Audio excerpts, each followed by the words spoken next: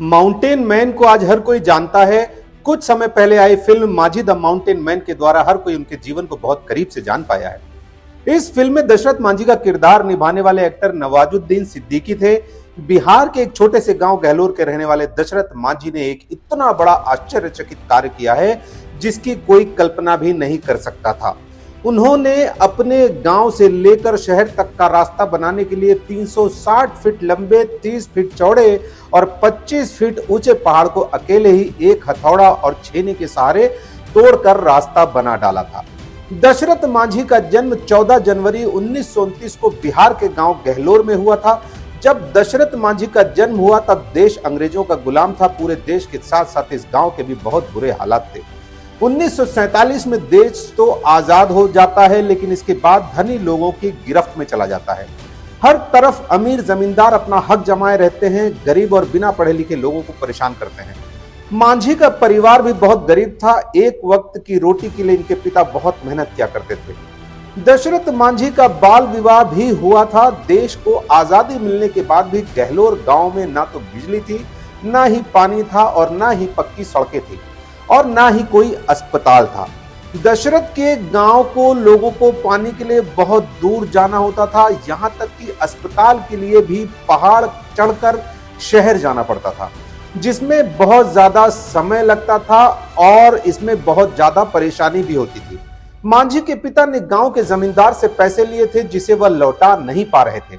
बदले में दशरथ के पिता दशरथ को जमींदार का बंधुआ मजदूर बनने को बोलते हैं। मांझी को किसी की गुलामी पसंद नहीं थी, इसलिए वो गांव छोड़कर भाग जाता है। अपने गांव से दूर वो धनबाद में कोयले की खदान में काम करने लगता है। 7 साल वहां काम करने के बाद उसे अपने परिवार की याद सताने लगती है और वो फिर अपने गांव वापस लौट आता है। 1955 के लगभग जब वो वापस अपने गांव लौटता है तब भी वहां गांव वैसा का वैसा ही होता है। ना वहां बिजली होती है, ना पक्की सड़कें और ना ही कोई अस्पताल होता है। वहां अभी भी गरीबी और जमींदारी होती है। दशरथ के इस गांव में छुआछूत जैसी कुप्रथा बहुत ज्यादा थी। जब दशरथ लौटकर आता है तब तक उसकी मां गुजर चुकी होती है। मांझी अपने पिता के साथ जीवन बसर करने लगता है। तभी उसे एक लड़की पसंद आती है। ये वही लड़की होती है जिससे बचपन में दशरथ का विवाह हुआ था। मगर अब लड़की का पिता उसकी बचपन की शादी को नहीं मानता है, क्योंकि उसके अनुसार दशरथ कुछ कामकाज नहीं करते हैं। अपने प्यार के खातिर मांझी फगुनिया को भगा ले जाता है। दोनों एक अच्छे पति पत्नी की तरह जीवन बिताने लगते हैं। मांझी अपनी पत्नी से बहुत प्यार करता था। दशरथ को एक बेटा भी होता है। 1960 में दशरथ मांझी की पत्नी एक बार फिर गर्भवती होती है। इस समय दशरथ को पहाड़ के उस पार काम मिल जाता है। उसकी पत्नी फगुनिया रोज उसे खाना देने जाती है। एक दिन अचानक पहाड़ से उसका पैर फिसल जाता है और वो नीचे गिर जाती है। दशरथ के गांव में कोई अस्पताल ना होने के कारण वो बड़ी मुश्किल से पहाड़ चढ़कर उसे शहर के अस्पताल ले जाता है, जहां वह एक लड़की को जन्म देती है, लेकिन खुद मर जाती है। दशरथ इस बात से बहुत दुखी होता है और फगुनिया से वादा करता है कि वो इस पहाड़ को तोड़कर रास्ता जरूर बनाएगा। सच्ची मोहब्बत क्या होती है, ये कोई दशरथ मांझी के इस आश्चर्यचकित काम को देखे।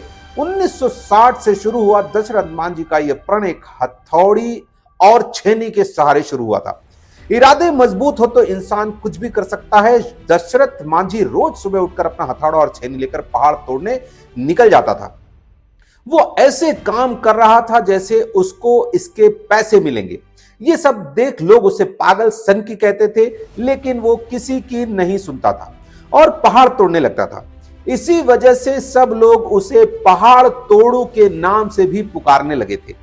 दशरथ के पिता उसे समझाते थे कि ये सब करने से उसके बच्चों का पेट कैसे भरेगा, लेकिन वो नहीं सुनता था। किसी तरह कुछ पैसे कमाकर बच्चों का पेट भी भर दिया करता था। ऐसा करते करते कई साल बीत गए और फिर गांव में सूखा पड़ जाता है। सब लोग गांव छोड़कर जाने लगते हैं, लेकिन दशरथ नहीं जाता है। वो अपने पिता और बच्चों को भेज देता है।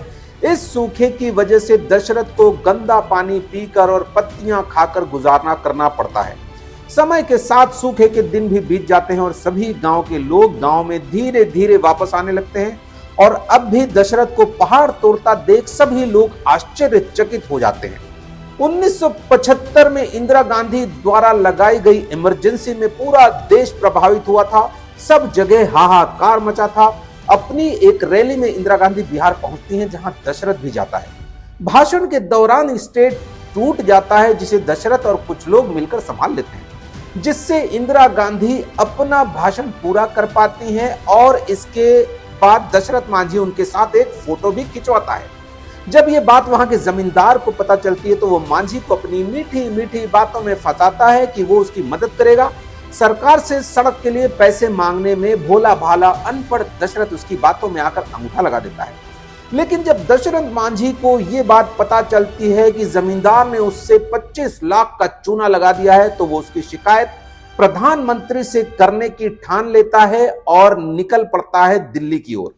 जब दशरथ जमींदार की शिकायत प्रधानमंत्री से करने के लिए बिहार से दिल्ली के लिए ट्रेन से रवाना होता है, तब मांझी के पास 20 रुपए भी नहीं होते हैं, जिस वजह से टीटी उसे ट्रेन से उतार देता है। यह बात दशरथ को रोक नहीं पाती और वो निकल पड़ता है दिल्ली के लिए। दिल्ली में उस समय इमरजेंसी की वजह से बहुत दंगे हो रहे थे।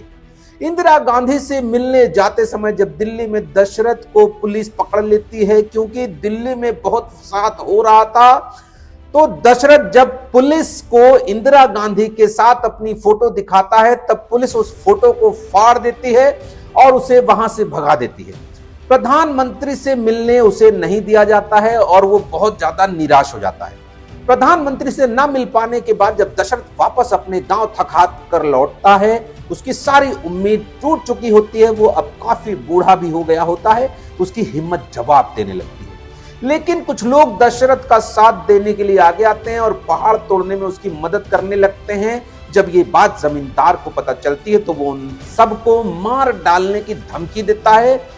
और तो और दशरथ मांझी और उसके साथ पहाड़ तोड़ने में मदद कर रहे कुछ लोगों को भी गिरफ्तार भी कर लिया जाता है। लेकिन एक पत्रकार दशरथ मांझी के लिए मसीहा बनकर आता है और वो उसके लिए खड़ा हो जाता है।